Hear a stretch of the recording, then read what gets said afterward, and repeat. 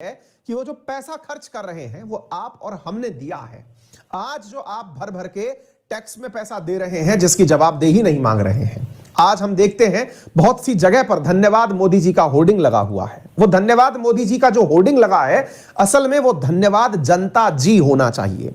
कारण क्या है? कारण यह है जनाब, क्योंकि आप और हमने जो पैसा टैक्स में दिया था, भारत सरकार ने उसी टैक्स से आपकी वैक्सीन परचेज की और वो वैक्सीन, और केवल टैक्सेशन का ढिंडोरा मैं पीटूं तो वो गलत होगा।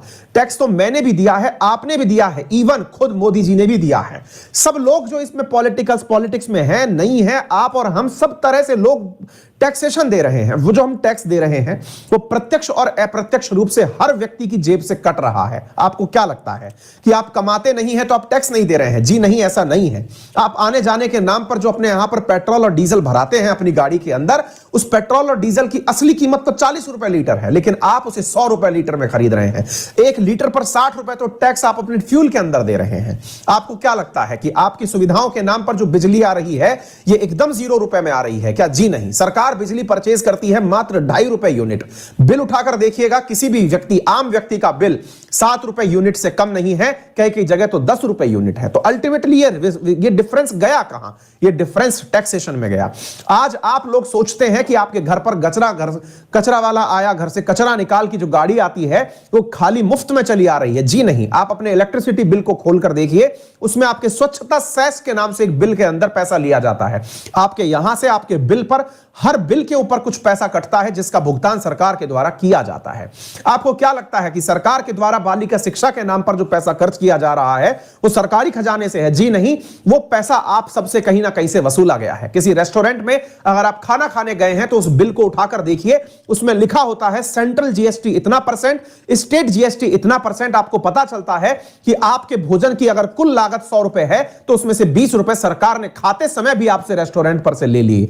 आप और हम सब लोग मिलकर टैक्स दे रहे हैं और ये टैक्स सरकार के खाते में संचित निधि में जाकर के आर्टिकल 266 के तहत जो बना हुआ कंसोलिडेटेड फंड ऑफ इंडिया है उसमें जाकर एकत्रित होता है। और जब उस फंड में जाकर एकत्रित होता है तो कोई राजनीतिक पार्टी बिना बजट की व्यवस्था के कैसे यह घोषणा कर देती है कि हम आने के बाद में इस प्रक्रिया को करेंगे? क्योंकि आपको मालूम होना चाहिए कि भारत में जो बजट की प्रक्रिया बनाई गई है वो बनाई ही इसलिए गई है कि आप विधानसभा के द्वारा अथवा संसद के सदनों के द्वारा आप एक प्रक्रिया के माध्यम से सरकार से ये आपको क्या लगता है जब बजट पास होता है तो सदन के सदनों में बैठ करके लोकसभा के अंदर जो बहुमत वाली पार्टी है जिसे आप सरकार कहते हैं वो संसद से अनुमति मांगती है कि क्या मैं इस बजट का उपयोग सरकार के द्वारा चालू की गई इन नीतियों पर कर सकता हूं, तो आप उसकी परमिशन देते हैं, यानी कि आप संसदीय प्रक्रिया के माध्यम से इजाजत देते हैं। विचार करिए कि जब आप संसदीय प्रक्रिया के माध्यम से इजाजत देने की प्रथा बजट के माध्यम से चलाते आ रहे हैं तो आप उस बजट को इतना बौना कैसे दिखा सकते हैं